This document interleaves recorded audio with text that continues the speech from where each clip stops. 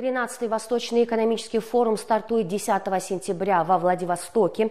Главная тема форума – на пути к сотрудничеству, миру и процветанию. Нужно ли представителям нашей республики обратить внимание на этот форум и что, собственно, он может дать Кыргызстану? Эксперты напоминают, что за последние годы Дальний Восток России смог запустить около 3000 инвестиционных проектов, включая строительство и модернизацию транспортной инфраструктуры. Успешная деятельность в этом направлении – ценный опыт, который может быть полезен для изучения нашими кыргызстанскими чиновниками и бизнесменами. Также эксперты считают, что Россия прикладывает значительные усилия, чтобы избежать экономической изоляции. На фоне конфликта с Западом Россия перенесла акцент на сотрудничество с Азией, Африкой, Ближним Востоком, Латинской Америкой. И Восточный экономический форум – одна из площадок, на которой Москва выстраивает новые контакты с потенциальными партнерами, в том числе с Кыргызстаном.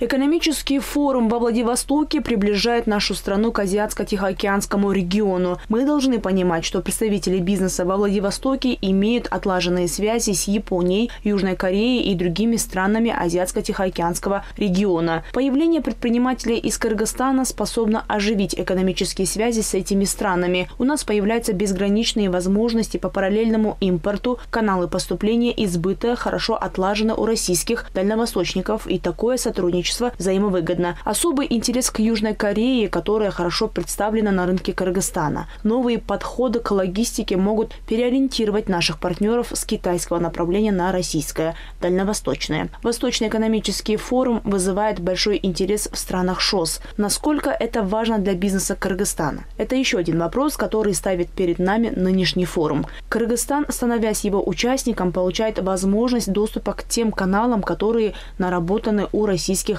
дальневосточников с Японией. При известных противоречиях между Японией и Китаем это еще одно перспективное направление для Кыргызстана. А в целом участие в нынешнем форуме наблюдателей, прессы и признанных экспертов из Бишкека не просто желательно, оно необходимо. Время для этого, чтобы определиться, у нас еще есть.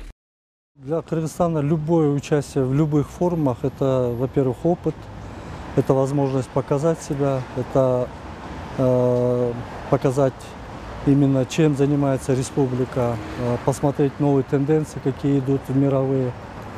И то, что в России вот уже начиная с 2015 года постоянно проходит вот этот Восточный форум, и он действительно очень серьезный такой форум. Для нашей республики очень актуальными может быть и горнодобывающая промышленность. Здесь у нас очень большая, скажем так, таблица Менделеева, по которым мы можем работать, и железо, и редкоземельные металлы, и очень много других направлений. Сельское хозяйство, естественно, не обыкновенно, а переработка именно сельхозпродукции. Очень важно для нас и туристическая отрасль, которую мы тоже должны развивать. В последнее время, если даже посмотреть в рамках ЕАЭС, мы очень серьезно развиваем цифровизацию.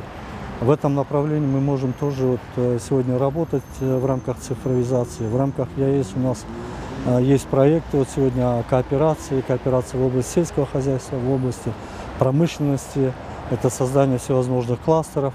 Поэтому я думаю, что вот эти наработки мы можем тоже привнести на площадку Восточного форума.